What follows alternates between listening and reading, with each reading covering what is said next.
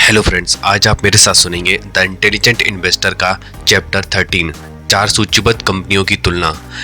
ई business एक निवेशक के रूप में, जैसे कि ग्राहम ने किया, वे 4 शेयर चुनकर उनकी 31 दिसंबर 1999 को रिपोर्ट की गई संख्याओं का उपयोग करके उनकी विरोधाभासी रूप से तुलना की। यह एक ऐसा समय होता है जो हमें शेयर बाजार में दर्ज मूल्यांकन के सबसे कठोर चरम दृश्यों को देखने में सक्षम बनाता है। इमर्सन इलेक्ट्रिक कंपनी, जिसका शेयर टिकट नाम EMR है, इसे 1890 में स्थापित किया गया था। यह ग्राहम की मूल चौकड़ी का एकमात्र जीवित सदस्य है। यह बिजली उपकरण, एयर कंडीशनिंग और बिजली की मोटरों सहित उत्पादों की एक विस्तृत श्रृंखला बनाता है।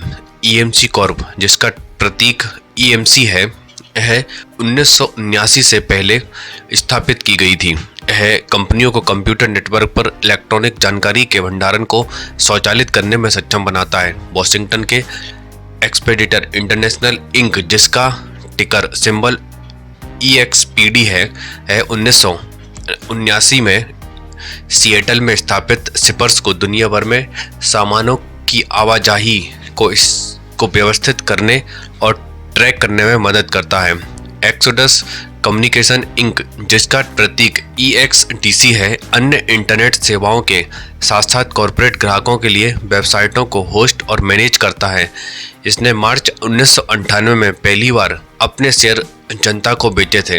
इलेक्ट्रिक नॉट इलेक्ट्रीफाइंग, ग्राहम के 4 शेयरों में से सबसे महंगा इमर्सन इलेक्ट्रिक, जो हमारे अपडेटेड ग्रुप में सबसे सस्ता था, हमारी पुरानी अर्थव्यवस्था के उद्योगों में अपने आधार के साथ इमर्सन 1990 के दशक के अंत में एक बोरिंग शेयर लग रहा था। साल 1998 S&P 500 इंडेक्स को क्युमुलेटिव 49.7% अंकों से पीछे छोड़ दिया था, जो एक गलत अंडर परफॉर्मेंस था।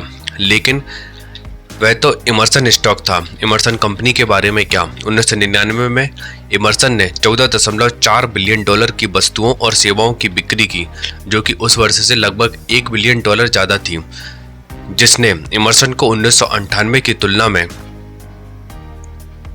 9% अधिक $1.3 बिलियन की शुद्ध आय अर्जित हुई। पिछले 5 वर्षों में प्रति शेयर आय 8.3% की मजबूत औसत दर से बढ़ी थी। इमर्सन का लाभांश दोगुने से 1.3% अधिक था। बुक मूल्य $6.69 से $14.27 प्रति शेयर हो गया था। वैल्यू लाइन के अनुसार 1990 के दशक के दौरान इमर्सन का शुद्ध लाभ मार्जिन और एक व्यवसाय के रूप में इसकी दक्षता के प्रमुख उपायों पर क्रमशः 9% और 18% के आसपास उच्च स्तर पर रहा। इमर्सन ने लगातार 42 वर्षों तक अपनी कमाई में वृद्धि की थी और 43 सीधे वर्षों में अपने लाभांश को बढ़ाया था। यह अमेरिकी व्यापार में स्थिर विकास का सबसे लंबा समय था। साल के अंत में इमर्सन के शेयर की कीमत कंपनी के प्रति शेयर शुद्ध आय की 17.7 गुना थी। अपने बिजली उपकरणों की तरह इमर्सन कभी भी आकर्षक नहीं था, लेकिन यह विश्वसनीय था और इसने कभी भी ओवरहीटिंग का कोई संकेत नहीं दिया था। क्या EMC PDQ से आगे था? EMC कॉर्प 1990 के दशक के सबसे अच्छे प्रदर्शन वाले शेयरों में से एक था। इसकी स्पीड जादुई थी। यदि आपने 1990 की शुरुआत में EMC के शेयर में $10,000 का निवेश किया था, तो आपकी पूंजी 1999 में केवल 9 सालों में $8.1 मिलियन से अधिक हो गई थी। EMC के शेयरों ने अकेले 1999 में 157.1% रिटर्न दी थी। 1992 से 1999 तक 8 वर्षों में इमर्सन के शेयर की तुलना में अधिक वृद्धि हुई। EMC ने कभी लाभांश का भुगतान नहीं किया, इसके बजाय अपनी कंपनी की निरंतर वृद्धि के लिए धन प्रदान करके अपनी सारी कमाई को बनाए रखा। इसी साल 31 दिसंबर को $54.625 की कीमत पर EMC के शेयर 103 गुना ज़्यादा कारोबार कर रहे थे। यह इमर्सन के स्टॉक के मूल्यांकन स्तर का लगभग 6 गुना कमाई पूरे वर्ष के लिए रिपोर्ट करेगी। EMC के व्यापार के बारे में क्या? साल 1999 में EMC का राजस्व 24% बढ़कर 6.7 बिलियन हो गया था। इसके शेयर की प्रति वर्ष आय 61 सेंट से 96 सेंट तक बढ़ गई, जो 51% की वृद्धि थी। साल 1999 में समाप्त होने वाले 5 वर्षों में ईएमसी की आय 28.8% की वार्षिक दर से बढ़ी थी और हर किसी को इंटरनेट कॉमर्स के ज्वार की लहर को चालू रहने की उम्मीद के साथ भविष्य भी उज्जवल लग रहा था। 1999 के दौरान ईएमसी के मुख्य कार्यकारी अधिकारी ने बार बार भविष्यवाणी की कि राजस्व 1998 में 5.4 बिलियन डॉलर से 2001 में 10 बिलियन डॉलर तक पहुंच जाएगा, जिससे 23% के औसत वार्षिक वृद्धि की आवश्यकता होगी। लेकिन वॉल स्ट्रीट के विश्लेषकों और अधिकांश निवेशकों को यकीन था कि ईएमसी ऐसा कर सकती है। आखिरकार पिछले 5 वर्षों में ईएमसी ने अपने राजस्व को दुगने से अधिक और अपनी शुद्ध आय को 3 गुना से बेहतर कर लिया। लेकिन 1995 से 99 तक वैल्यू लाइन के अनुसार ईएमसी का शुद्ध लाभ मार्जिन 19% से घटकर 17.4 हो गया, जबकि पूंजी पर इसका रिटर्न 26.8% से घटकर 21% हो गया। हालांकि यह अभी भी अत्यधिक लाभदायक था, जबकि ईएमसी पहले से ही फिसल रहा था और अक्टूबर 1999 में ईएमसी ने डेटा जनरल कॉर्पोरेशन का अधिग्रहण किया, जिसने उस वर्ष ईएमसी के राजस्व में लगभग 1.1 बिलियन डॉलर और जोड़े। यह डेटा जनरल से लाए गए अतिरिक्त राजस्व को घटाकर हम देख सकते हैं कि 1998 में ईएमसी के मौजूदा व्यवसायों की मात्रा 5.4 बिलियन डॉलर से बढ़कर 1999 में केवल 5.6 बिलियन डॉलर हो गई, जो केवल 3.6% की वृद्धि थी। दूसरे शब्दों में ईएमसी की वास्तविक विकास दर लगभग शून्य थी, यहाँ तक कि एक साल में जब Y2K कंप्यूटर बग के डर ने कई कंपनियों को नई तकनीक पर रिकॉर्ड राशि खर्च करने के लिए प्रेरित किया था। फ्रेट पर एक सिंपल ट्विस्ट, ईएमसी के विपरीत एक्सपेडिटर्स इंटरनेशनल अभी तक मूल भाव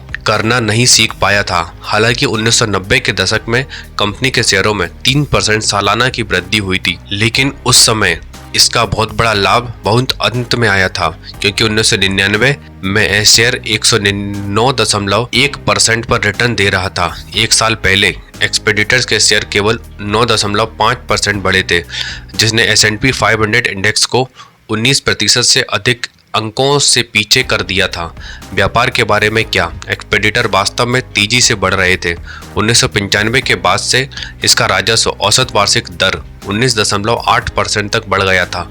1999 के अंत में 1.4 बिलियन डॉलर से अधिक की अवधि में लगभग 3 गुना और प्रति शेयर आय 25.8% सालाना की वृद्धि हुई थी, जबकि लाभांश 27% वार्षिक क्लिप में बढ़ गया था।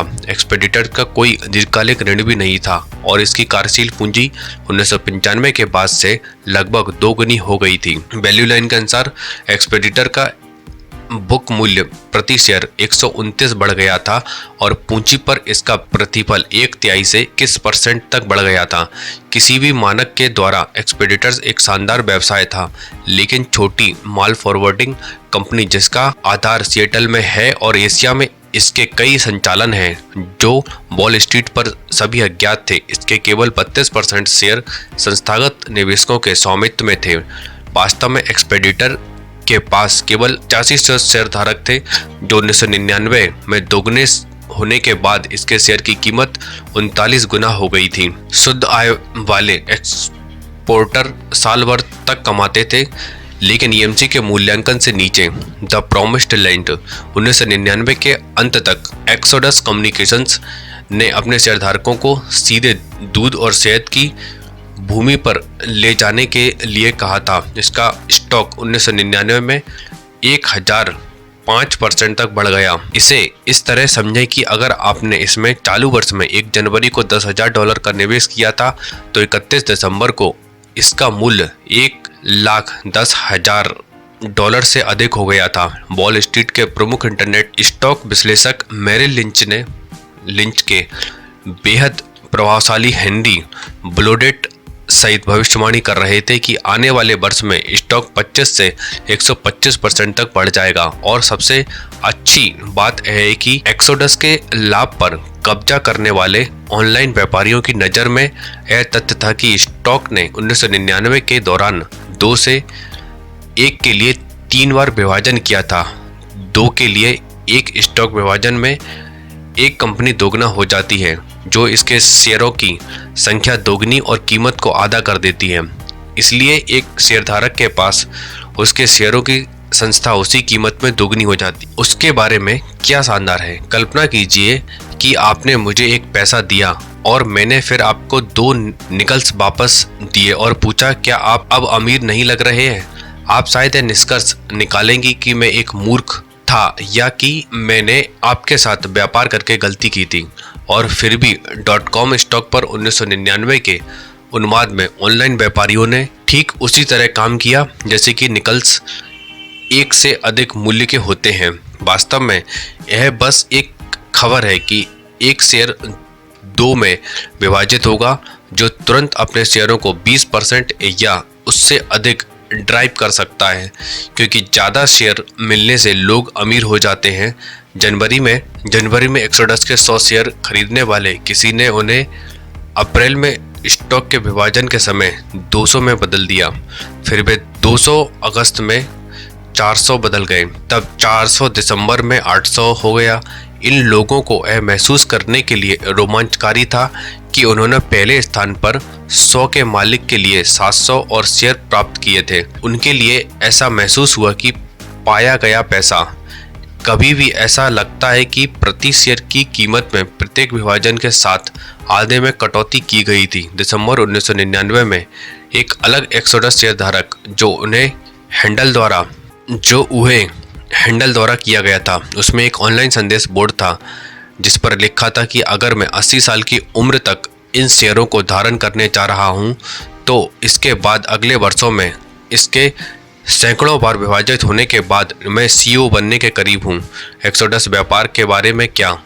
ग्राहम तो इसे एक मैट सूट पहनकर व एक 10 फुट के डंडे से भी इसे नहीं छुआ होगा। एक्सोडस का राजस्व 1998 में $52.7 मिलियन से बढ़कर 1999 में $242.1 मिलियन हो गया था, लेकिन 1999 में उनके राजस्व में $130.3 मिलियन का नुकसान हुआ था, जो कि पिछले साल की तुलना में दोगुना था। कंपनी का कुल ऋण $2.6 बिलियन था और वह नकदी के लिए इतना भूखा था कि उसने अकेले दिसंबर के महीने में ही $971 मिलियन उधार लिया था। एक्सोडस की वार्षिक रिपोर्ट के अनुसार नई उधारी आने वाले वर्ष में अपने ब्याज भुगतान के लिए $50 मिलियन से अधिक जोड़ेगी।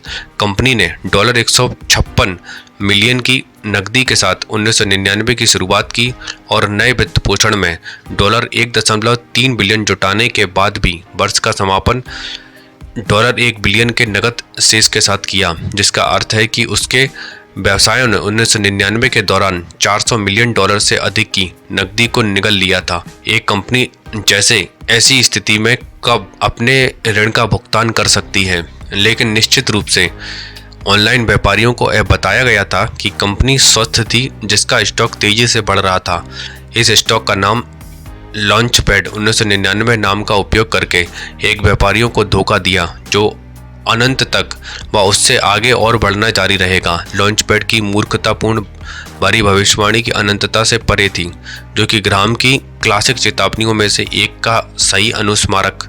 आज का निवेशक में ग्राहम हमें बताते हैं, जो भविष्य की आशंका से इतना चिंतित हो कि वह पहले से ही इसके लिए सुंदर भुगतान कर रहा हो और इसके लिए उसने इतने अध्ययन और देखभाल के साथ जो अनुमान लगाया हो, जो वास्तव में पूरा हो सकता है, लेकिन फिर भी उसे कोई लाभ नहीं हो रहा हो, तब उसे इस हद तक असफल हो जाना चाहिए कि जब वह वास्तव में एक अस्थायी और शायद स्थायी नुकसान का सामना कर सकता है। Where the age ended up, जहां ES अंत किया गया है। आइए जानते हैं कि साल 1999 के बाद इन 4 शेयरों ने कैसे प्रदर्शन किया। इमर्सन इलेक्ट्रिक ने 2000 में 40.7% रिटर्न हासिल किया। हालांकि 2001 और 2002 दोनों सालों में शेयरों ने पैसे खो दिए, फिर भी वे 1999 के अपने अंतिम मूल्य से 4% से कम पर साल 2002 को पूरा किया। 2000 में EMC भी 21.7% रिटर्न के साथ बढ़ा, लेकिन 2001 में शेयरों में 79.4% और 2002 में एक और 54.3% की गिरावट आई। इसने उन्हें 1999 के अंत में अपने स्तर से 88% नीचे तक छोड़ दिया। 2001 तक राजस्व में $10 बिलियन के पूर्वानुमान का क्या हुआ। EMC ने उस साल सिर्फ $7.1 बिलियन और $508 मिलियन के शुद्ध घाटे के साथ इस साल को समाप्त किया। इस बीच जैसे कि शेयर बाजार भी मौजूद नहीं था, एक्सपेडिटर इंटरनेशनल के शेयरों ने 2000 में 22.9%, 2001 में 6.5% और 2002 में एक और वार्षिक रिटर्न 15.1% हासिल किया। उसने वर्ष 1999 के अंत में उनकी कीमत की तुलना में लगभग 51% अधिक वार्षिक रिटर्न अर्जित की थी। एक्सोडस का स्टॉक 2000 में 55% और 2001 में 99.8% तक लुढ़क गया। 26 सितंबर 2001 को एक्सोडस ने दिवालियेपन संरक्षण करने के लिए अपना दावा दायर किया। कंपनी की अधिकांश संपत्ति ब्रिटिश दूरसंचार क्षेत्र की केबल एंड वायरलेस द्वारा खरीदी गई थी। अपने शेयरधारकों को वादा की गई दूध और शहद की भूमि पर पहुंचाने के बजाय उन्हें जंगल में निर्वासित कर दिया। 2003 की शुरुआत में एक्सोडस के स्टॉक में अंतिम व्यापार 1 पैसा प्रति शेयर था।